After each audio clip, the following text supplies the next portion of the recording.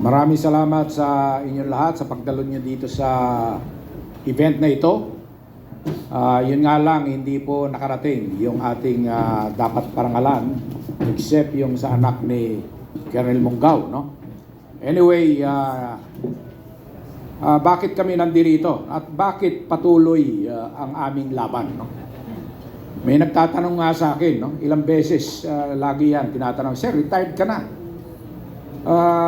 Sabi mo nga 68 years old ka na, and yet andi dito ka. Oo nga, yun ang irony, no? Nung kabataan ko, hindi naman ako sumasali sa mga ganito. Pero kung kailan ako retired at dapat ay nandoon na sa tumba-tumba, nagre-relax, nagkakape, bakit nandito kami sa kalsada? Nandito kami ngayon sa Club Filipino na isang historical place na kung saan dito maraming nangyari dito. Yung 1986 EDSA Revolution, no, maraming pagmi-meeting dito. So, bakit nga ba?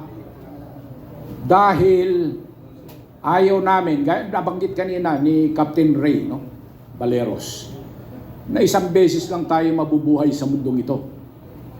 And wala na ulit, no?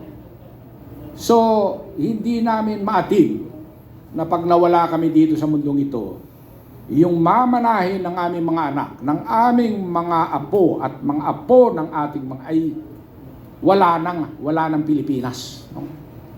Kasi sa kasalukuyan, ang nangyayari ay talagang hindi na matanggap ng kahit sinong Pilipino, except yung mga natatapalan ng mga maleta, yung mga binebenta ang kanilang prinsipyo. Maganda nga at eto may mga nagkaso na, no? Sa 18 at saka sa iba pa na nagsasalita, no? Bakit maganda?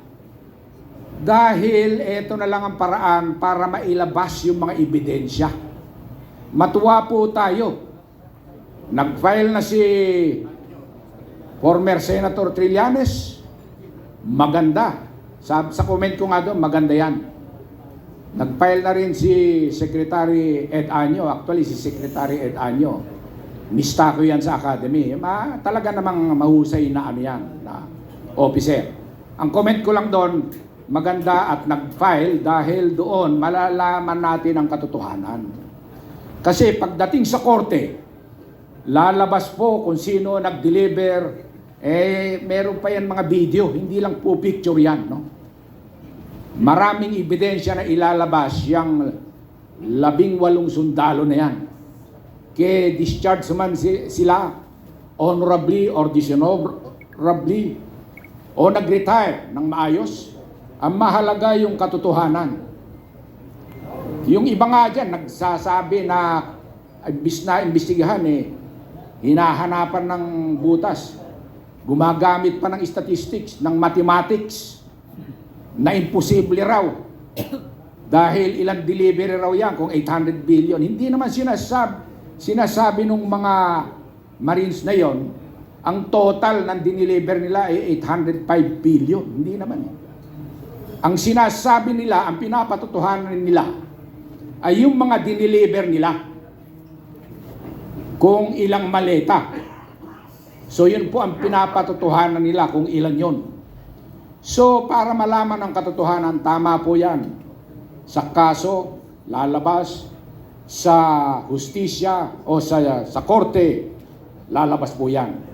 Kaya po ang hiling po namin sa lahat ng mga nakikinig sa ating mga 18 kasundaluhan at iba pa, sa ating mga retired, sa ating mga aktibo, sa ating mga iba't ibang sektor, yung mga vloggers na nandito, yung sa mga mainstream media, ilabas lang po natin ang katotohanan. Yun po ang mahalaga. Sabi nila, the truth will set us free. No? So, panghuli, nabasa ko kahapon o napakinggan ko kahapon, etong si spokeswoman Colonel Padilla, minamaliit yung ating manifesto. Yung mga ilang daan, sa ngayon nasa mga 500 pas pa lang naman, no? At parami pa yan ang parami. Marami nagte-text, no? Sir, isama mo kami dyan. In fact, yung dati kong brigade commander, si deputy brigade commander, si General Johnny Macanas. Napanood ko ulit yung Johnny, thank you sa pagsuporta, no? Na-i-vlog mo nga. At marami siyang mga pangalan na binanggit, no? So napakagaling na officer yan. Talagang kinasuhan din yan pero hindi nag-materialize yung kaso sa kanya. Dahil nagsasabi po siya ng totoo. So importante po yon. Balik ko lang yung sinabi ni Colonel Padilla. Minamaliit yung manifesto. Pinagyabang niya yung AGPO, no? Ang AGPO raw, libo-libo miyembro. Hindi po lahat automatic nagiging miyembro ng AGPO. Ako, hindi po ako member. General po ako pero hindi ako member ng AGPO. Kasi may babayaran ka pa doon, 10,000 pesos. No?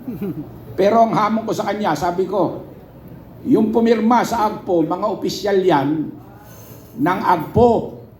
Pero subukin mong papirmahin yung membro niyan, yung libo-libong member ng AGPO na sumusuporta sila sa administrasyong ito na alam na corrupt. Ewan ko kung may pipirma dyan. Yun lang, mag-stick tayo sa katotohanan. Marami po salamat. Kahit open, yayakapin natin. Kahit pink, kahit dilaw, kahit sino pa man. Dahil nga ayon sa inyo, sabi niyo po, is non-partisan.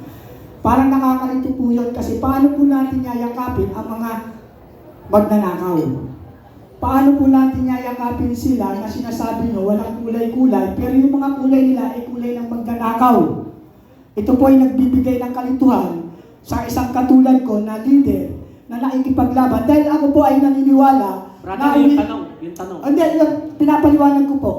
We are one in principle. We will in this fight for one principle. Dapat po magkaroon po tayo ng isang prinsipyo. Ang tanong ko po, bakit po kailangan na yakapin natin ang mga kulay ng magnanakaw?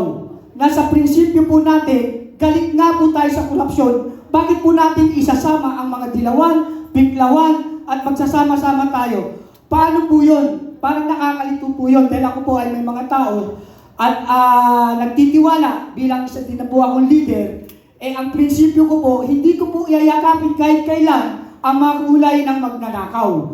Okay, Bakit po nasabi nyo na ang dilaw, pink ay welcome at iniimbitahan nyo pa? Katulad nga po nung naganap nung unang conference, marami pong... Brother, naintindihan ko na yung tanong mo.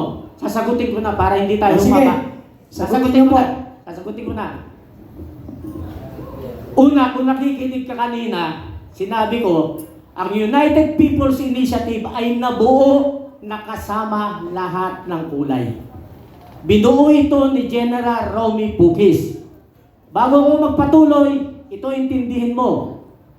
Ang niyayakap natin na sinasabi nating ibang kulay, yung nakakita na ng tama na pinapakipaglaban natin. Alam nga naman tanggihan natin sila. Yung Panginoon Diyos nga dalawang magnanakaw nasa gitna siya. Tinanggap niya dahil nagsisi. Alam nga naman yung nagsisising dilawan, piklawan, hindi natin tatanggapin. Tatanggapin natin siya. Dahil ang gusto natin ay pagkakaisa.